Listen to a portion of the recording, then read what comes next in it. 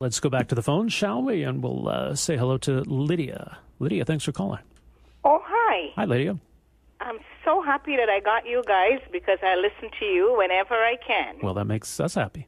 And I want to talk about this citizenship. Yeah. Right, the idea of dual citizenship. Yeah. Yeah. Okay. I became a Canadian citizen 43 years ago. Wow. Where were you from? I was born in Trinidad and Tobago. Okay. In both Trinidad and Tobago? Yeah, it is Trinidad and Tobago. I know, Yeah. I'm just kidding with you.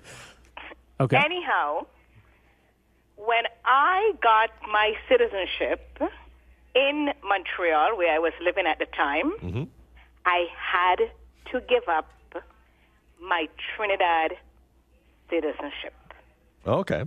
Yep, that was the rule at the time. It was the Canadian rule or was the Trinidad and Tobago rule? Well, Trinidad and Tobago said I had to give it up, and Oh, okay. Canada agreed with it too. Yeah.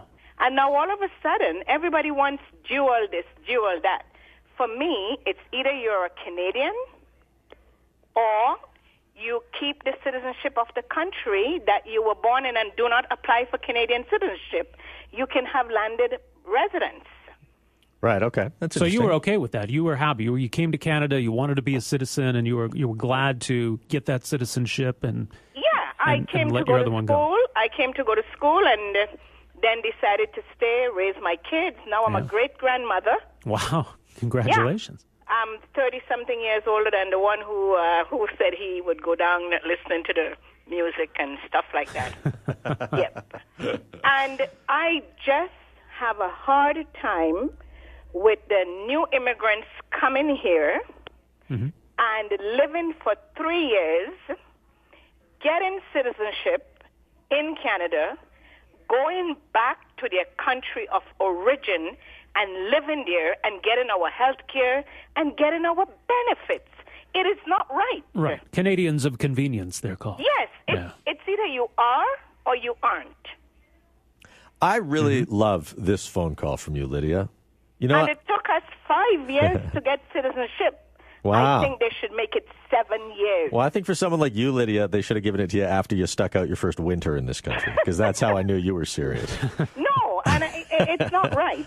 And now I think I have the opportunity, if I want, to apply and go through a long process of becoming a Trinidadian again, but I don't want to. Yeah. I am here. I've lived here longer than in the country where I was born, and I am a Canadian first and foremost. God love you, Lydia. Thanks so much for the phone call. You're welcome. And thanks for listening as often as you do. We appreciate Yes, that. and you'll hear me again. Okay. We I look hope forward so. to it. Bye-bye. That's Lydia, the Canadian. My neighbor is a Jamaican, so just up the street from where Lydia's originally from there.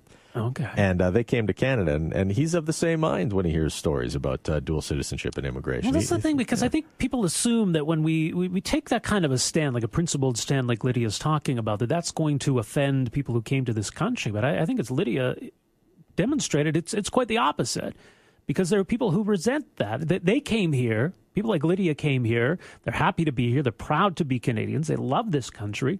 So when they see others who come here maybe just to get a passport and then they can go live somewhere else, that's offensive to them. Yeah, they think this is a great party. Why do you want to spill the wine? Exactly. Roger Kincaid and Rob Breckenridge.